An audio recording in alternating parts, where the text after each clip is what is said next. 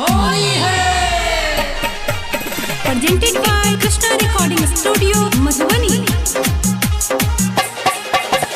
होली है।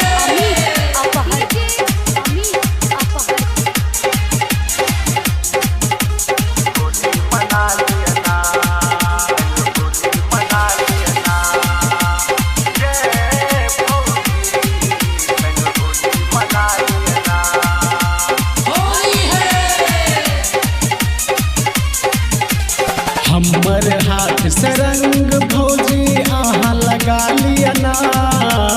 हमर हाथ से रंग भौजी आहाँ लगा लिया ना। ये भौजी संग होली मना लिया ना। ये भौजी संग होली मना लिया ना। हमर हाथ से रंग भौजी आहाँ लगा लिया ना। हमर हाथ से रंग भौजी आहाँ लगा लिया ना। ये भौजी संग होली मना लिया ना।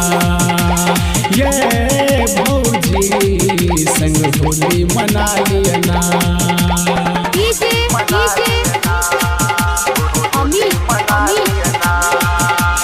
होली है।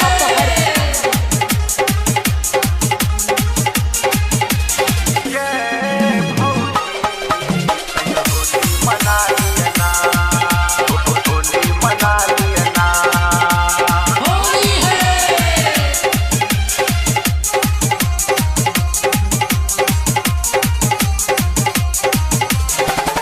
अब की बार रंग हम हाथ से लगायब। चुप किया बैसल छी हम घर सन जायब। अब की बार रंग हम हाथ से लगायब। चुप किया बैसल छी हम घर सन जायब। सुन लिया प्यारी भौजी अब नाराज की छोड़ू ना। सुन लिया प्यारी भौजी अब नाराज की छोड़ू ना। ये भौजी संग होली मना लिया ना। ये भौजी संग होली मना लिया ना।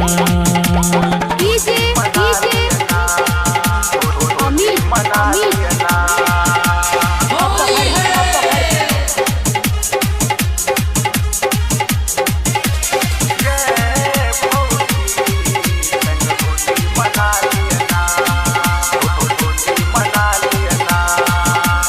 होली है। सुनू ये प्यारी भौजी जिद बर करे छी। रंग लगाब दिया जिद पर अरल छी। सुनू ये प्यारी भौजी जिद बर करे छी। रंग लगाब दिया जिद पर अरल छी। फागुन महीना देवर भौजी के त्योहार मना लिया ना। फागुन महीना देवर भौजी के त्योहार मना लिया ना। ये भौजी संग होली मना लिया ना। ये भौजी संग होली मना लिया ना।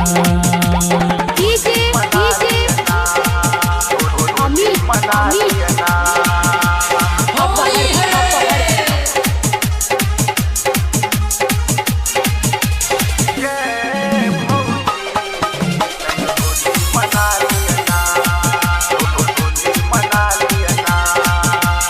होली है।